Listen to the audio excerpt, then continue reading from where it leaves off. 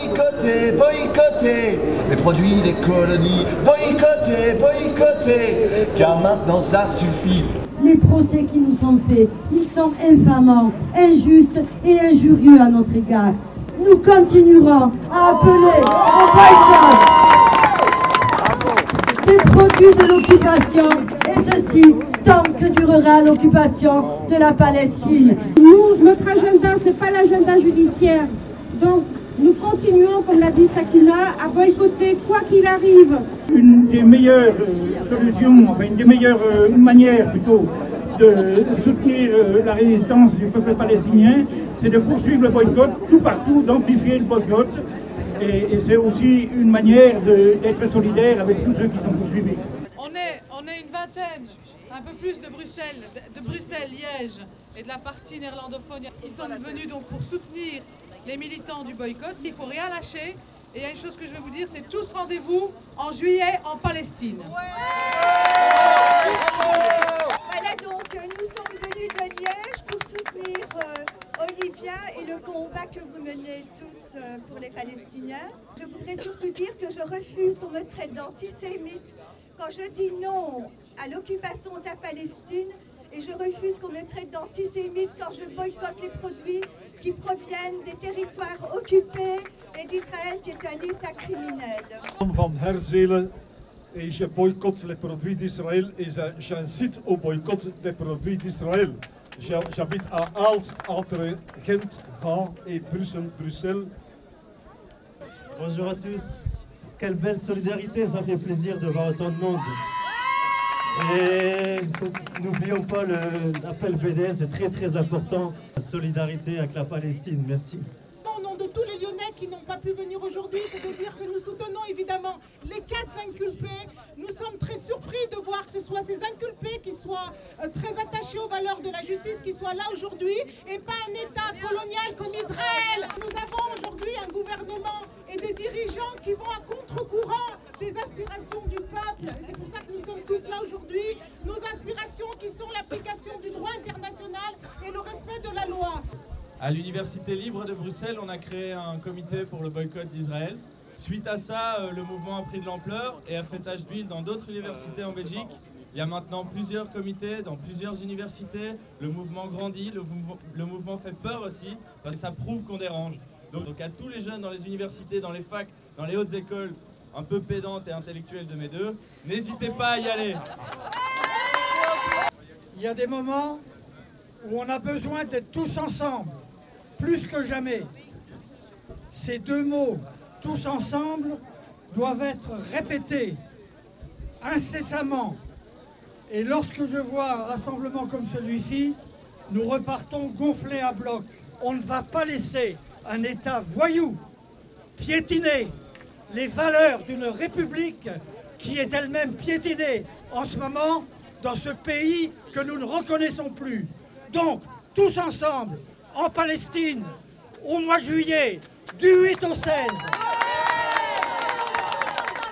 Voilà, nous sommes venus de Strasbourg, les femmes en noir et du collectif judéo-arabe et citoyens pour la paix, pour réclamer la justice pour ceux qui défendent les droits des Palestiniens.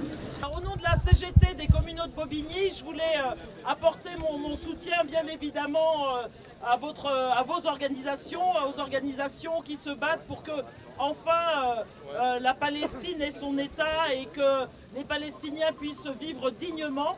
Et bien évidemment, nous continuerons à nous battre pour que les camarades aujourd'hui qui passent aujourd'hui en jugement ne soient pas condamnés. Moi, je suis le représentant du syndicat Sud au Conseil Général 93. Quand il y avait eu l'attaque de la flottille pour aider Gaza, on avait fait un article pour dénoncer l'attitude du gouvernement d'Israël. Et là, on a eu une intervention du représentant de notre patron, président du Conseil Général. Donc le représentant de notre patron nous a dit « Attention, qu'est-ce que vous faites là?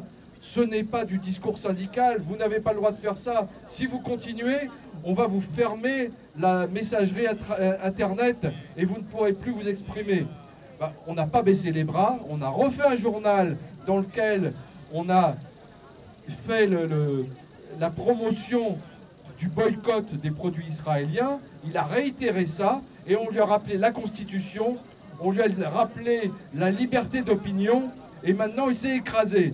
De droit devant et des alternatives, donc deux mouvements qui vous apportent leur pleine solidarité aux 4 camarades qui sont traînés devant la justice et au-delà de ces 4 camarades, à l'ensemble des camarades qui, dans n'importe quel pays, dans le cadre des actions BDS, sont traînés devant la justice. C'est pour tous ces camarades qu'on se bat. Seule l'irruption citoyenne, seule la mobilisation citoyenne, seuls les citoyens et les citoyennes, dans quelques pays qu'ils soient, sont en capacité de renverser la donne et de faire suffisamment de pression pour que les gouvernements qui sont les nôtres agissent de façon différente. Et ce tribunal aujourd'hui va juger nos 4 camarades dans un contexte où les peuples auront décidé de dire que l'histoire ne se fera pas sans nous. Nous ne nous tairons pas, même lorsqu'ils empêchent des conférences où Omar Barghouti vient expliquer que l'État d'Israël est un État d'apartheid, même lorsqu'ils viennent imposer le silence. Au bout du bout, le silence fait plus de bruit que les propos d'Omar Barghouti lui-même. Voilà pourquoi, quelle que soit l'issue de ce procès-là, que l'on gagne et on aura gagné.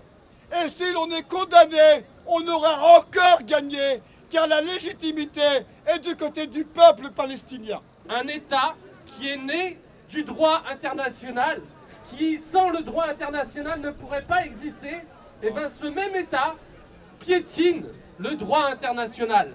Et boycott Israël, Palestine, libre.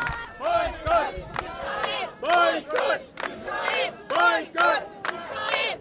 Je suis là en tant qu'élu, en tant que citoyen pour soutenir l'action du boycott et je dis que moi aussi, en tant que citoyen français, en tant qu'élu de la nation, je boycotte les produits d'Israël.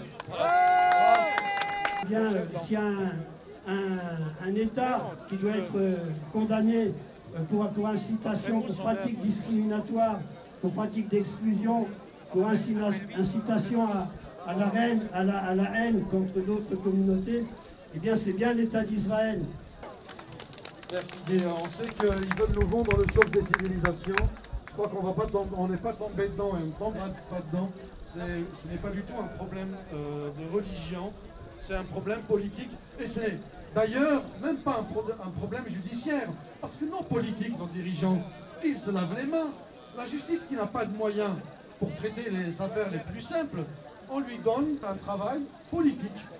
Il y avait aujourd'hui donc l'AFP, Le Monde, Politis, Le Point, Presse TV, Le Parisien, j'en oublie, mais ça montre que le boycott est devenu quelque chose de populaire. On se déplace maintenant quand on parle de boycott. Le monde entier se pose des questions sur la manière dont ça fonctionne en France et de manière assez incrédule se demande comment on peut condamner ou vouloir condamner des hommes et des femmes qui font ce que le gouvernement est censé faire et qu'il ne fait pas. C'est à nous, hommes, femmes de conscience, de dire que notre devoir, et notre devoir en France et ailleurs, c'est la solidarité.